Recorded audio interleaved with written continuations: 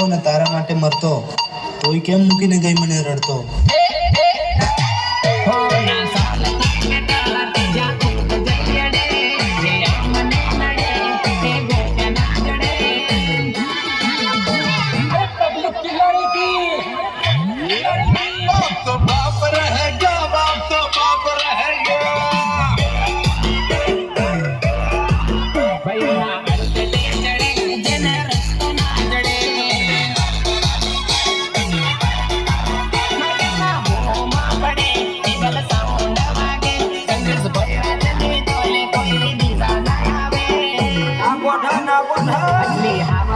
કહેવાય